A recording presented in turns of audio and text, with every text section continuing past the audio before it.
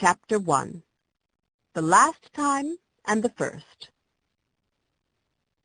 "Well, thank goodness there aren't going to be any more children here anyway," said Randy crossly. She spoke crossly because she was sad, and she preferred sounding cross to sounding sorrowful, even though there was no one in the room except herself. Nobody and nothing, for that matter. Her words had the particular ringing echo that is heard only in entirely empty rooms. Almost all her life, Randy had shared this room with her older sister Mona, and today they were going to go away and leave it, forever. She looked carefully around, because it is important to see clearly when one looks at something for the last time. How strange it seemed with all the furniture gone, smaller somehow. In the long window the scarred shade hung crookedly, as it always had. For hundreds and hundreds of nights its gentle flapping had been the last sound she heard before she slept. "Goodbye, shade," thought Randy sentimentally. Above the place where her bed had been, some of her own drawings remained, because she had impulsively stuck them into the wallpaper with glue when she couldn't find the thumbtacks. Cuffy had given her a good scolding for that, all right. Goodbye, pictures, thought Randy. She didn't mind leaving the pictures so much. She could make thousands of better ones any time she felt like it. She looked at the darker rectangles on the paper where other pictures had hung, and the stain on the baseboard where Mona had spilled the iodine that time. Randy sighed a loud, echoing sigh. Downstairs in Rush's room she could hear the voices of Rush and Mona, and a lot of scraping and thumping and banging as they tried to get a suitcase closed. "Doggone thing acts like it hates me," she heard Rush complain bitterly. "Be reasonable," said Mona in her most maddening voice. "You can't expect anything to absorb 7 times its own capacity. Why don't you take something out?" "I suppose I could carry the Ninth Symphony and the B minor concerto and the roller skates myself. They don't seem to give much." Randy sighed again and went out of the room for the last time. The last time. She'd been saying that to herself all day.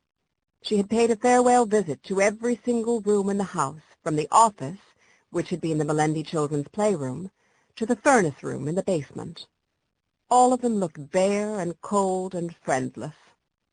That morning the moving men had swarmed through the place, rolling up carpets, packing barrels, lumbering up and down the stairs with couches and chests of drawers on their backs like mammoth snails.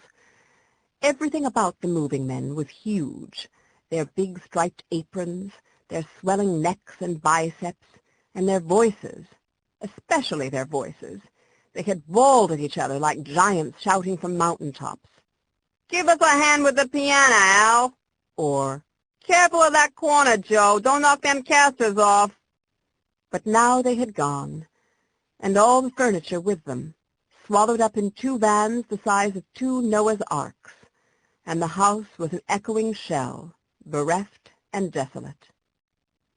Soon the painters and plasterers and carpenters would come into the house.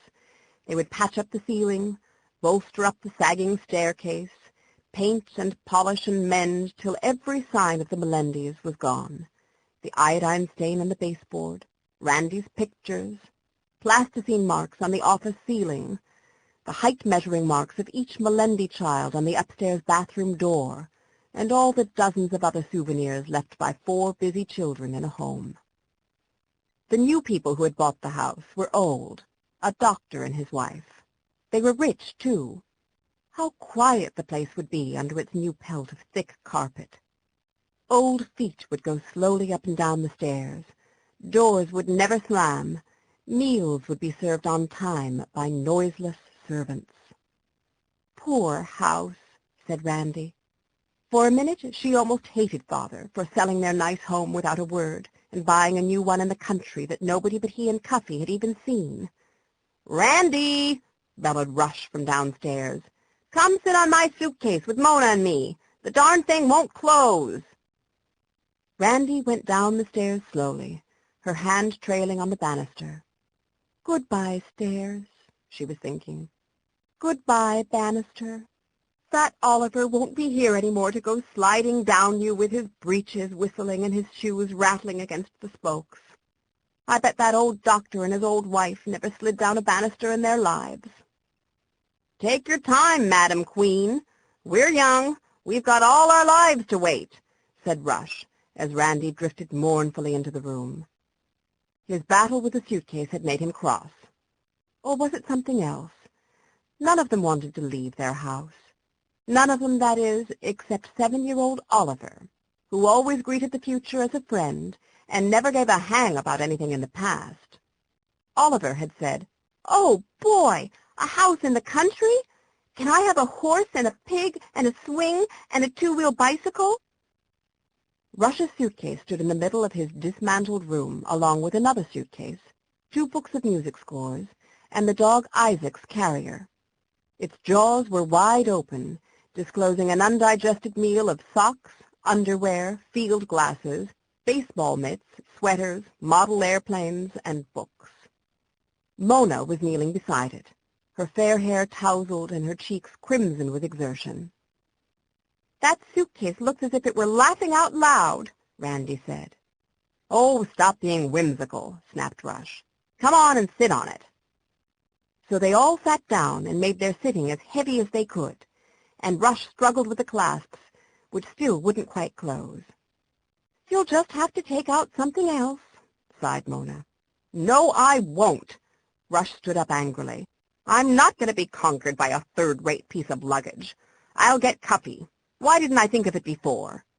And he leaned over the banister and shouted for Cuffy, who was the Melendi housekeeper, nurse, cook, advisor, and dear friend. She was the sort of person who could have been set down in the middle of the Gobi Desert and still contrived to make a home-like atmosphere about her. All right," answered her voice from downstairs in the kitchen. "I'm just getting Oliver's face washed. I'll be up in a minute." Rush came back into the room and stood silent at the window looking down into the street below. Randy and Mona sat side by side on the suitcase and looked at the bare floor. Nobody said anything.